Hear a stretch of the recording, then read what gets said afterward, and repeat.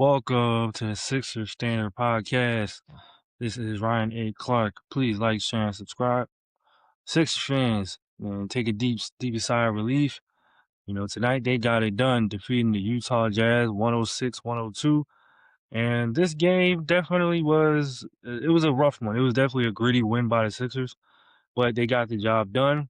And just to go over the game real fast, we had the Jazz having George having 30, Bailey having 12, Henson having 11, and Collier having 18. For the Sixers, we have Maxey with 25, Grimes with 16, Bono with 12, and the Sixers standard setter of the night goes to Jabari Walker with 22 and 10. He had a great game tonight. Hit some clutch free throws and definitely helped the Sixers, get this win.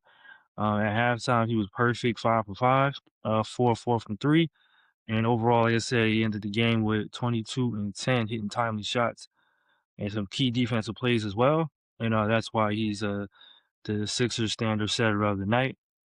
And I think with this game, it definitely was a gritty win. I know I kind of just said that in the beginning, but that's really what the game was. For those who thought, the Sixers were going to blow out the Jazz because of their, only got 18 wins on the season and things like that.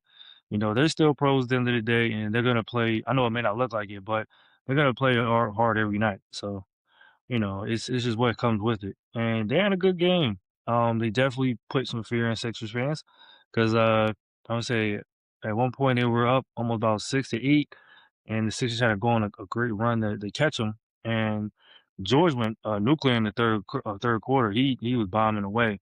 And another key point I like to highlight was fourth quarter defense. The Sixers they clamped down on defense in the fourth, which was very good.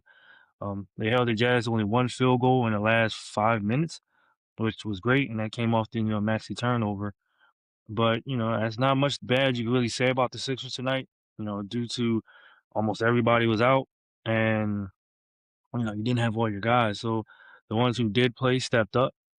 Quentin Grimes had 16, and he had a couple of big baskets closing the game. Couple and ones and free throws. I like what Grimes did. He had a big dunk in the game too, which I think really woke the team up. And I also want to highlight Bona. He brought his energy, and Sixers fans. I was watching him last night, and some might laugh. I'm being serious when I say this. Does he remind y'all of Sammy Dallenberg? He reminds me of Dallenberg when I watch him. I'm like, man, he just energy. He jumping all, he jumping, swatting shots. He's getting good, big dunks here and there, and it reminded me of Dallenberg a lot. So Sixers fans, let me know what y'all think that comparison's fair. I think so.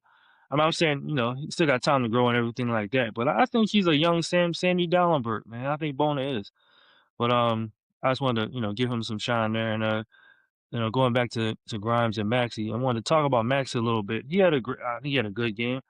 A little bit of mixed shooting here and there, but I think he's getting tired, honestly. But I mean, he had another 25. It's not what you can say about him tonight. Only negative I would really say about tonight, and it's a nitpick, is I'm a little cautious about Maxey in the clutch right now. He doesn't seem to have his go-to move or his go-to spot to where he wants to get to. It just seems like each time he got caught up by Bailey, and Bailey played good defense on him. I'm not gonna lie there. It seems like he was trying to get a running start to get at Bailey, or but it just didn't work. And I think as time goes on, Maxie will get better at it. But I think right now Maxie isn't too good in the clutch, and time will show with that one. And that's why I kind of give a little more props to Grimes because when the game was on the line, Grimes stepped up. Grimes had, a couple went to the line, definitely went to the basket both times. During towards the end of the game, getting fouled and knocking down his free throws. Him and Walker knocked down their free throws to seal the game for the Sixers, and it was definitely a tough win for the Sixers. And going forward, it's still a tough stretch. But the next 5 games, I think they should go about 3-2 and keep everything going afloat while Embiid and George are out. The next 5 games, they have the Hawks, the Cavaliers, the Grizzlies. Let's see, Grizzlies and the Nets. Yeah, Hawks, Cavs, Grizzlies, Nets, and I had Jazz. Yeah, so yeah, I think that the next 4 games will be good and interesting to see where the Sixers stand. So I like what the Sixers are doing. They're not completely quitting, which they could have done right after the Spurs loss, and the media was definitely getting on them. They could have packed it in and took this loss, and definitely it would have been a terrible loss if they had lost this game tonight against the Jazz.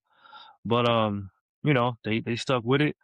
Shout out to Nick Nurse. I gave you some criticism the other day, but tonight you had the guys ready and ready to go, and they definitely fought through this one and got a tough win. So let me know what you guys think in the comments on this one. Do you think the game was too close? Do you think the game should have been a blowout? I think the Sixers had a great night and they were attacking the basket a lot. Like I said, points in the paint, Sixers won 60 to 38. Fast break points, Sixers won 21 to 10. So, I think the Sixers did what they had to do. Everything else was pretty much even down the line. Between rebounds, steals, assists, everything was close between the two teams of like one or two numbers. So it wasn't so much of a standout there. So I think the two that I just highlighted, points in the paint and fast break, really led to the Sixers win. And that fourth quarter defense, I think that's the biggest part to it. They held it down when they had to. And again, shout out to the Sixers standard setter of the night, Jabari Parker, with his timely shots, and he had some energy to him, especially in the first half. He was 4 for 4, and I think that really brought life back to the team.